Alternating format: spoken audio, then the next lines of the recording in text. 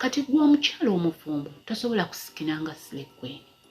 kulwokuba nti gwe omukyala omufumbo oyina abaana mu nnyumba ate ebiseera ebisinga abantu kati basula mu mizigo basula mu nju zezimu n'abaana baabwe w'obeera ng'omukyala nga mwawula ebisenge era nga biri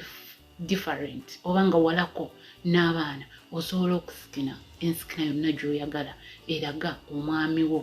you can express that happiness mu ngeri yonna gy'oyagala eraga omwami wo nti onyumirwa byakuzina oba onyumirwa byakukola oba okitegeera ate ensikina zirimu ebika kubanga omukyala omufumbo tosikinya kajanja nnyo ate kuyitiriza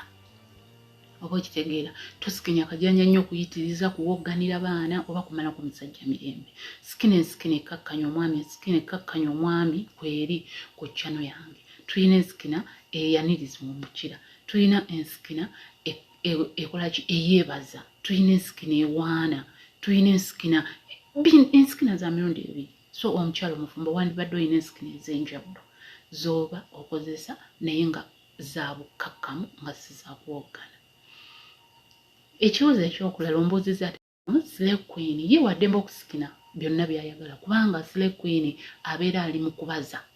ayinza okuba nga alina kyabaza eri omusajja oyo oba nga alina kaabala oba okitegeera so slay queen asobola okusikina ensikina yonna gy'ayagala oba yakwesiita oba yakola ki kyonna kyabulya kyayagala naye nga ensikina ya slay queen gwe bakwana obukwanyi n'ey'omufumbo ebeere ng'eyawukana ate n'omukyala w'obeera nga ga yakukwana ng'ali mu bya serious funa ensikina ennungi emusikiriza okwagala era